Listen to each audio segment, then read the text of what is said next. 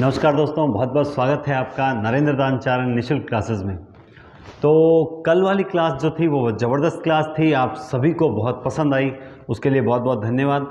आगे भी हम इसी तरह की ट्रिक्स से जो है वो एकदम क्लास को एकदम कह सकते हैं कि आत्मसात करने की कोशिश करेंगे, ताकि बेसिक जो है ना, अगर बेसिक क्वेश्चन एग्जाम में आता है तो वो तो हमारे बिल्कुल भी गलत नहीं हो। रही बात कठिन प्रश्नों की, तो उस पर भी हम धीरे धीरे चर्चा करेंगे, आगे बढ़ेंगे, टेस्ट सीरीज वगैरह चलाएंगे। उससे पहले मैं क्लास स्टार्ट करूं उससे पहले मेरी आपको एक बात सुननी होगी, और उम्मीद करता हूं आप सभी मुझसे जुड़े हुए हो, और पढ़ाने के तरीके अगर आपको अच्छे लग रहे हैं और आपको लगता है कि मैं आपके लिए बेस्ट कर रहा हूं, तो आपको क्या करना होगा, डिस्क्रिप्शन में एक लिंक दिया हुआ है, ऐप का लिंक है हिंदी पॉइंट नाम से। तो एक नया ऐप बनाया है और उम्मीद करता हूं कि आप लोग फुल सपोर्ट करेंगे और ज़्यादा से ज़्यादा स्टूडेंट्स को डाउनलोड करवाएंगे।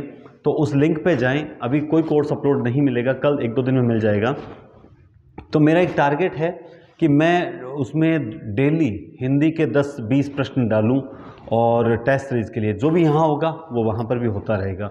और जीके फर्स्ट पेपर के लिए भी पिछली बार भी देखो जो टेस्ट सीरीज चलाई गई थी, उसमें से एज इट इज़ क्वेश्चन आए थे, मतलब यूँ कह सकते हैं ऑप्शंस भी चेंज नहीं थे, क्योंकि सभी लेक्चरर्स की मैं हेल्प लेता हूँ, उनसे निवेदन करता हूँ। जैसे मैंने रीट में बहुत टीचर से पेपर बनवाए थे, आप लोगों के लिए हितकारी रहे थे, तो वैसे ही मैं पेपर्स बनवा रहा हूँ। और जो कोर्स है वो भी वहीं मिलेगा, मान लो कोई विस्तृत क्लासेस देना चाहे, टेस्ट सीरीज जो है वो भी वहीं मिलेगी। इसके साथ ही निःशुल्क जो है वो भी प्रैक्टिस सेट आपको मैं दे सकूं, तो उसके लिए खुद का ऐप होना ज़रूरी था, और मैंने एक कदम उठाया है, तो उसमें आप सपोर्ट करेंगे उम्मीद करता हूं आपसे।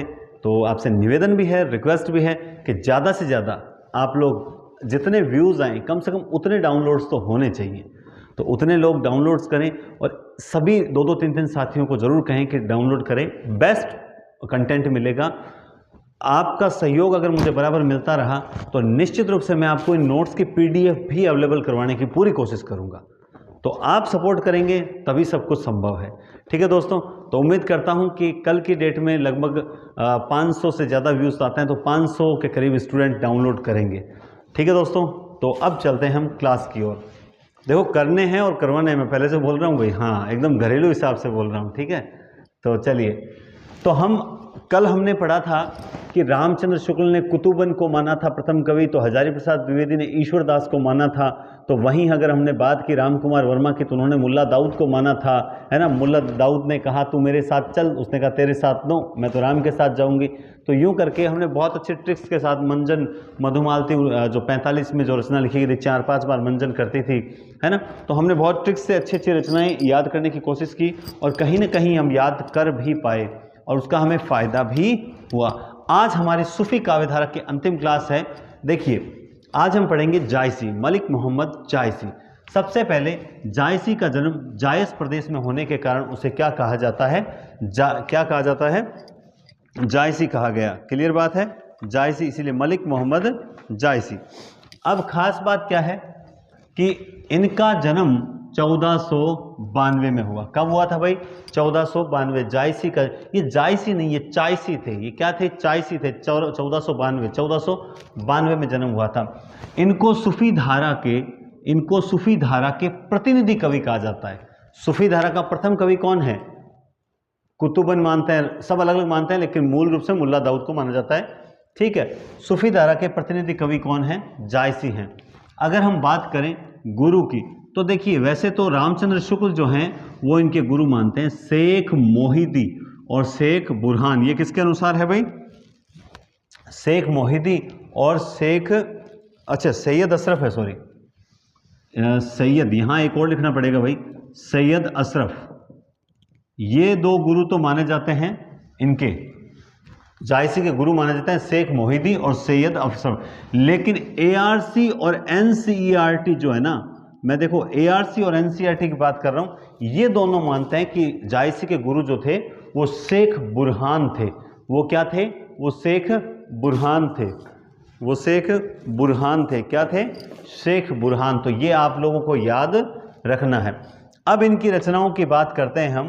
तो देखिए, सबसे पहली रचना है इनकी अखरावट। क्या रचना है? अखरावट जो है इनकी, पहली क्या मतलब, इनकी रचनाएं हैं। ठीक है, हम बात उस तरह से नहीं कर रहे हैं कि पहली रचना कौन सी है दूसरी, हम ये रचनाएं याद कर रहे हैं कि टोटल इनकी रचनाएं जो हैं वो कौन कौन सी। अखरावट, अखरावट में है क्या? अ से अखरावट, जायसी ने सबसे पहले लिखी अ, फिर च, जबकि क लिखनी थी, फिर च, फिर अच्छा अ से दो रचनाएं हैं, क से दो रचनाएं हैं, फिर च से और फिर म से, ठीक है, और लास्ट में हम पद्मावत को पढ़ेंगे ही पढ़ेंगे। अखरावट जो है इसमें वर्णमाला के प्रत्येक अक्षर को लेकर, अखरावट में क्या है, वर्णमाला के प्रत्येक अक्षर को लेकर जो है सिद्धांतों का वर्णन किया गया है। किसका वर्णन किया गया है? सिद्धांतों को वर्णन किया गया है, ठीक है। तो अब आपको ये याद भी रखना होगा, तो वर्णमाला के प्रत्येक अक्षर को लेकर सिद्धांत निरूपण का जो कार्य है वो अखरावट में किया गया है। आखिरी कलाम भी इनकी एक रचना है। कौन सी रचना है? आखिरी कलाम। इसमें क्या है कि कयामत के दिन का वर्णन किया गया है। भाई जब कयामत आएगी तब क्या होगा, कयामत के दिन सभी लोग एक पंक्ति में खड़े हो जाएंगे, ऐसा कुछ वर्णन है आखिरी कलाम में। चित्ररेखा इनकी एक रचना है, ठीक है, इसके बारे में कोई विशेष बात नहीं है।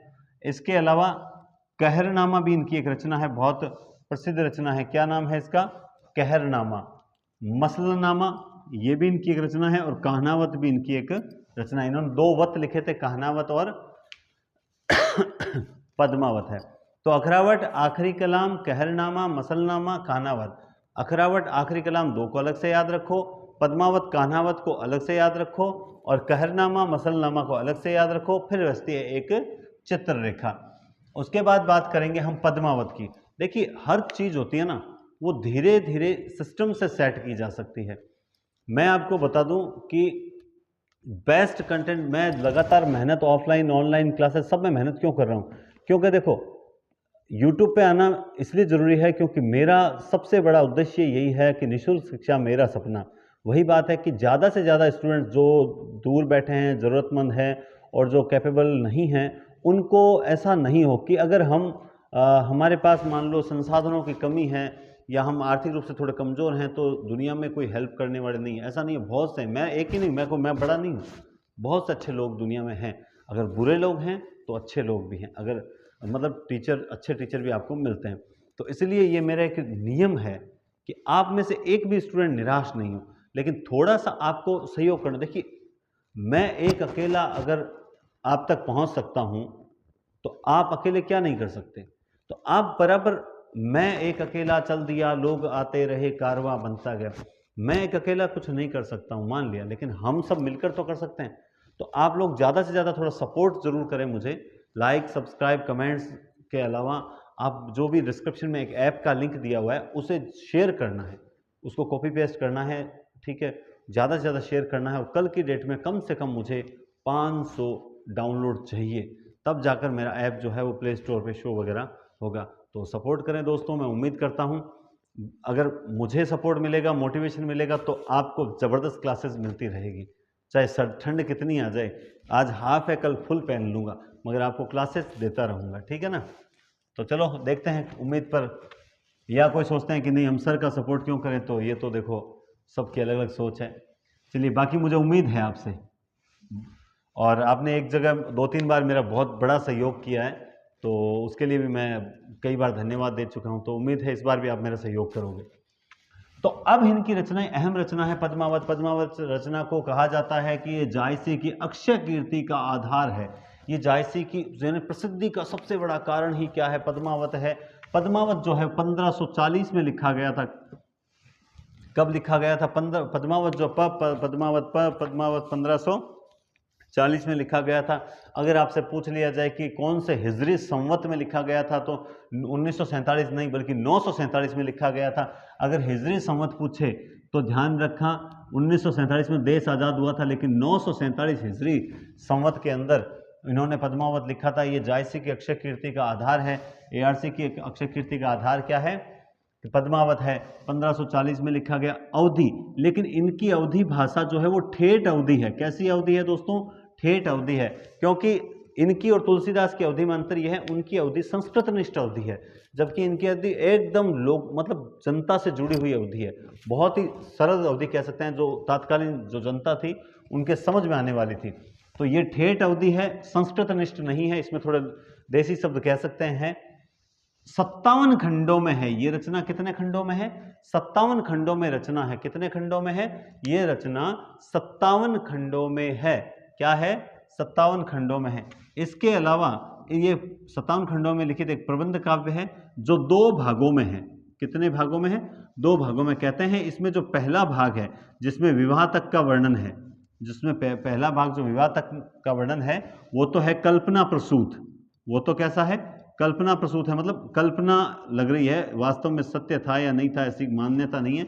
लेकिन जो दूसरा भाग है जिसमें अलाउद्दीन खिलजी के साथ युद्ध का वर्णन है वो ऐतिहासिक है। वो तो है ऐतिहासिक। इसके प्रथम भाग को कल्पना प्रसूत माना जाता है। कुछ लोग कहते हैं कि क्या कहते हैं कि किसके अनुसार, शायद वो नहीं विद्वान नहीं था क्या, हरदेव बहारी, अपने किताब भी पढ़ते हैं, हरदेव बहारी के अनुसार ये प्राकृत भाषा में लिखे गए रत्नशेखर कथा। कौन सी कथा? प्राकृत भाषा में लिखे गए रत्नशेखर कथा जो है इसका मूल स्रोत मानी जाती है। ये इसी से प्रेरित काव्य माना जाता है हरदेव बहारी के अनुसार। किसके अनुसार? हरदेव बहारी के अनुसार जो है वो क्या माना जाता है कि वो प्राकृत भाषा में लिखा गया रत्नशेखर कथा का क्या है, मतलब इसका मूल स्रोत है, उसके आधार पर ये लिखी गई थी। हाँ, थोड़ा सा कई बार ध्यान डाइवर्ट हो जाता है ना, ध्यान डाइवर्ट हो जाता है तो बोलना क्या चाहते हैं दिमाग में कुछ हो रहा रहता है।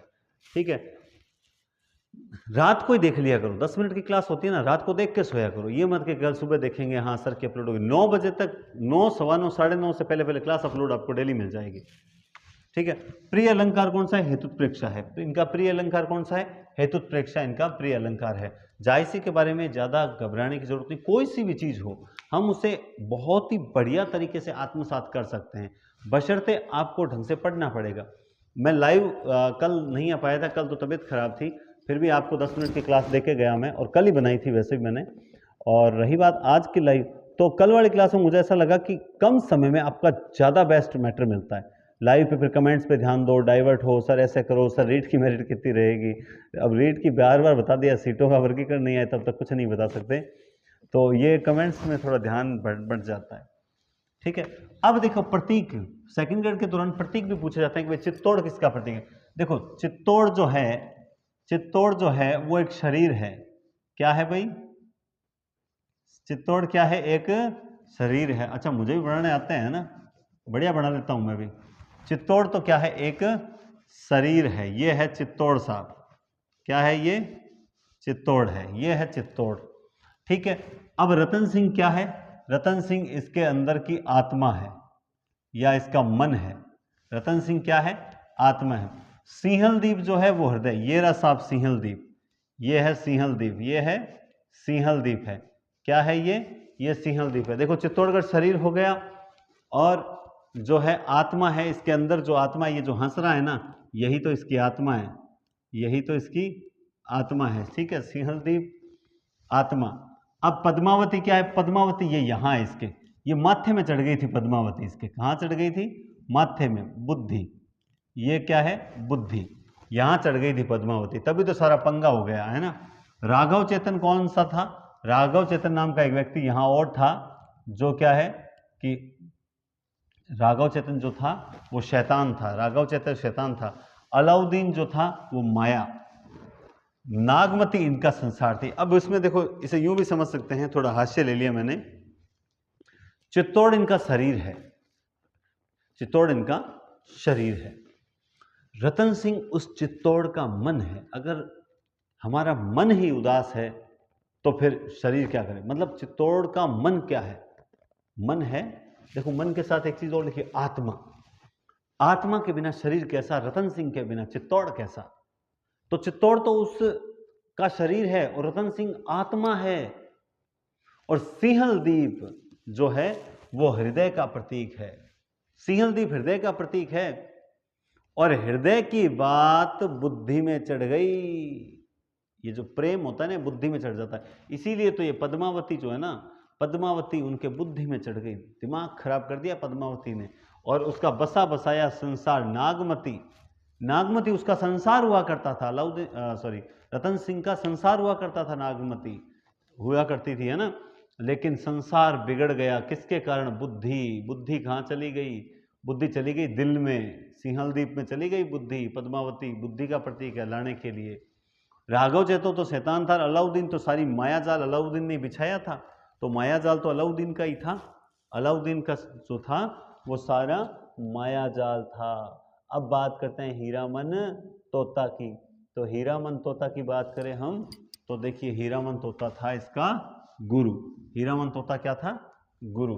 तो ध्यान रखें, चित्तौड़ शरीर है, रतन सिंह आत्मा या मन है, सिंहलदीप हृदय है, पद्मावती बुद्धि है, राघव चेतन शैतान है, हीरामन तोता गुरु है, अलाउद्दीन खिलजी जो है वो माया है, और लास्ट बचता है कौन सी? नागमती जो है उनका संसार है। बस ये प्रतीक याद रखें, 1540 याद रखें।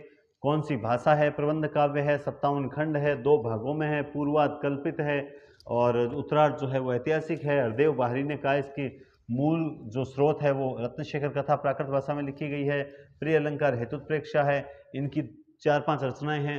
अखरावट आखिरी कलाम 2 को अलग याद रखो, पद्मावत कान्हावत को अलग याद रखो, मसलनामा कहरनामा को अलग याद रखो, चित्ररेखा को अलग याद रखो, तो रचना याद हो जाएगी। गुरु ARC NCERT के अनुसार शेख बुरहान है और प्रतिनिधि कवि ये कहे जाते हैं।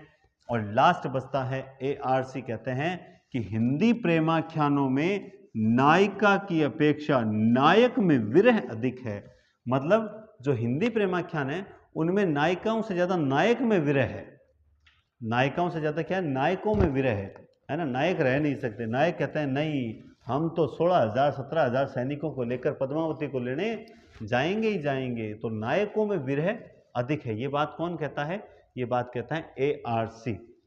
तो ये आपका सूफी काव्य जो है वो कंप्लीट होता है और कल से हम प्रवेश करेंगे सगुण काव्य धारा में। सबसे पहले अष्टछाप कवियों की ओर हम चलेंगे। शानदार ट्रिक के साथ मैं हाथों हाथ याद करवा दूंगा, ये मेरा वादा है। लेकिन उससे पहले दोस्तों, आप सभी को डिस्क्रिप्शन में जो लिंक दिया हुआ है उस लिंक पर जाकर उस ऐप को डाउनलोड करना है। ये आपको इतना प्रॉमिस निभाना होगा, क्योंकि मैं भी चाहता हूं कि आपको ज़्यादा से ज़्यादा मतलब आपको बेस्ट कंटेंट मिले। और जब आपके सिलेक्शन हो तो कम से कम आपके सिलेक्शन में छोटा सा योगदान मेरा भी रहे। तो मैं जैसी उम्मीद कर रहा हूं, मैं जानता हूं कि मैं उम्मीद पे खरा उतरोगे आप सभी। और मैं करबद्ध होकर आपसे निवेदन करता हूं कि मेरा ऐप ज़्यादा से ज़्यादा डाउनलोड करवाएं। ठीक है, बहुत बहुत बिल्कुल सफलता टेस्ट सीरीज वाला ऐप भी अपना ही है, ऐसी बात नहीं है। उस पर भी GKs वगैरह चलेगा, लेकिन हिंदी की कुछ सहायता के लिए एक ऐप और लॉन्च किया है। ठीक है, हिंदी पॉइंट नाम से। तो उस पर निःशुल्क जो है वो प्रैक्टिस सेट चलेंगे, फर्स्ट और सेकंड दोनों पेपर्स के। कल मैं आपको हिंदी पूरे सिलेबस का एक विश्लेषण और सभी किताबें बताऊंगा, तो वो भी जरूर देखने के लिए वो वीडियो जरूर देखें। कल मैं अपलोड करूंगा, दिन में कर दूंगा। ठीक है दोस्तों, तो बहुत बहुत धन्यवाद और शुभ रात्रि।